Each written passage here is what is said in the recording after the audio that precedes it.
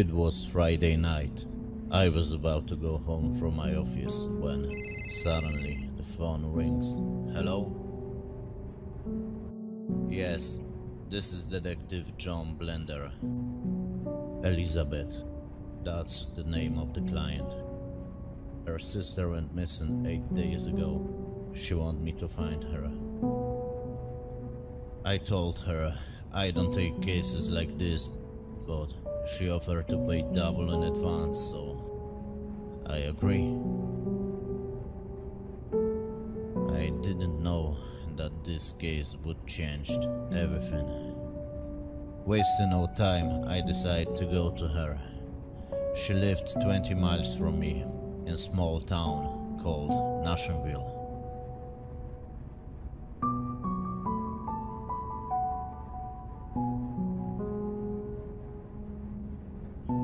Fuck.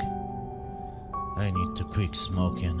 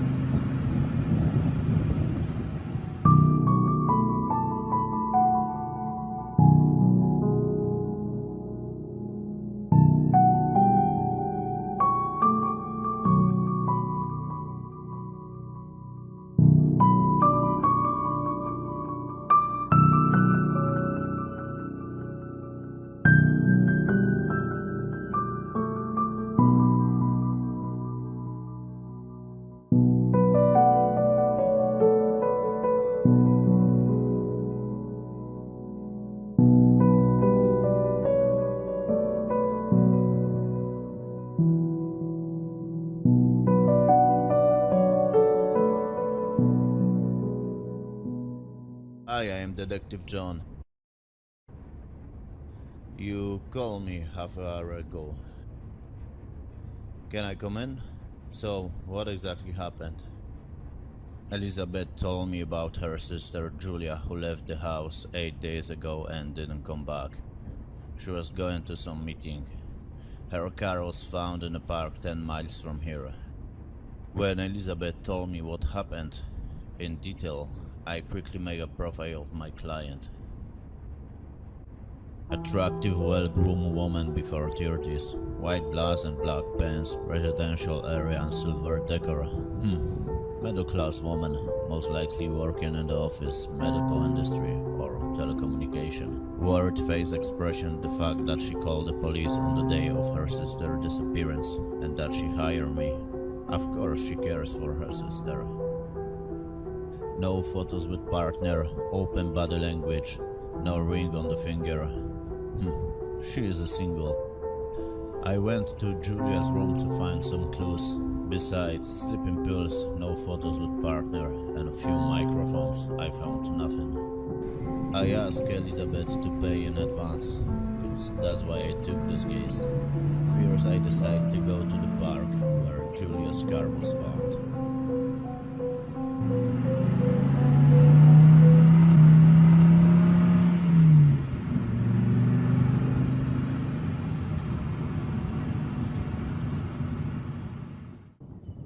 Open area, no buildings nearby.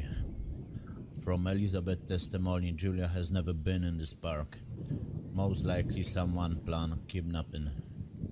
The kidnapper knew that Julia would be in this park at this time. She must go out with someone here. A newly met partner? My client told me that Julia recently started dating someone, but she don't know who the newly met partner was. I must find this guy. Kidnapper left Julia's car.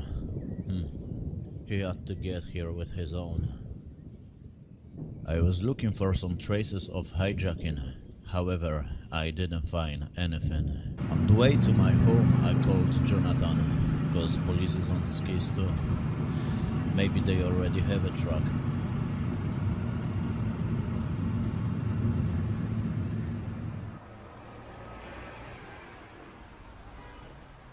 Hi Jonathan, it's me, John.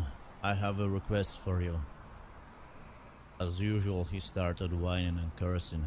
He knows well that if I ask him for a favor, he will have to bend the law again. And I know very well that he will not refuse me, because I saved his life twice. I asked him if the police has any clue about Julia's disappearance, cause I'm on this case. I also asked him to send a copy of file cases to my office in exchange for a beer at Eddie's bar. After talking to Jonathan, I went home to sleep.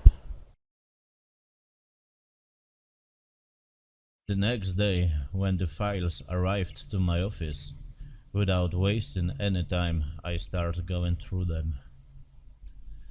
The testimony of Julia's friends, nothing caught my attention. The amount of fuel in the found car is half full. That's interesting. Elizabeth mentioned that Julia had filled up her car the previous day. What a happy coincidence.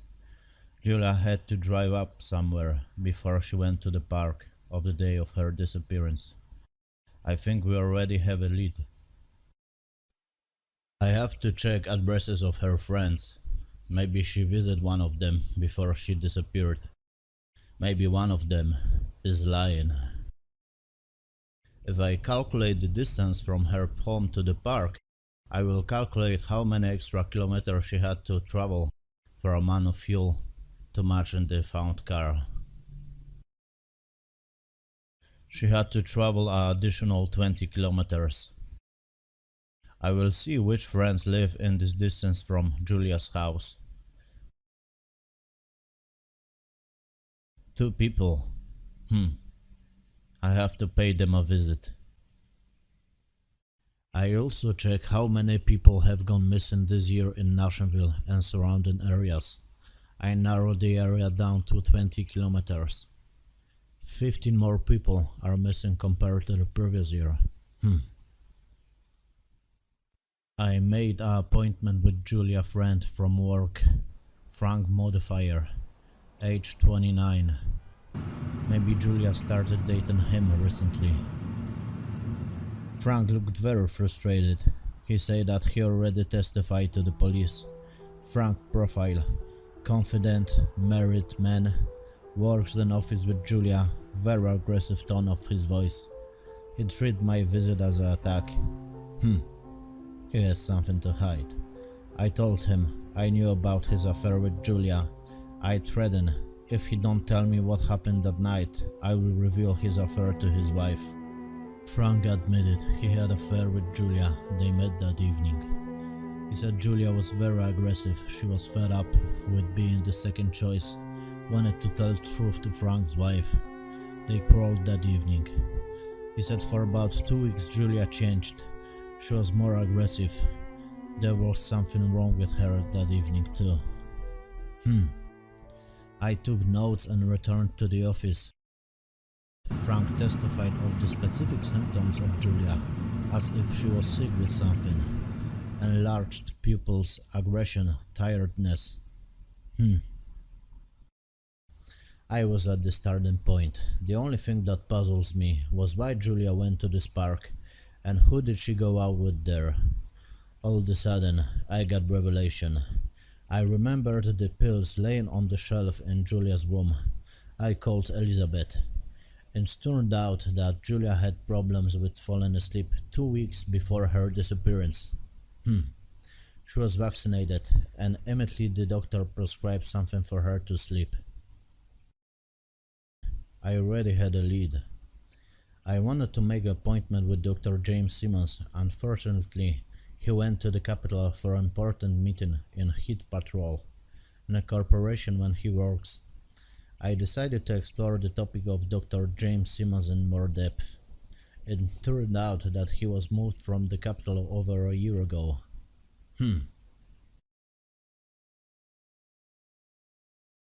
I parked not far away from Doctor's house, which was located in deeps of the forest. Leaving the car, I heard strange noises. Before entering the house, I called Jonathan, asked for a patrol to be joined. I had a feeling that Julia gonna be there, but I didn't expect this.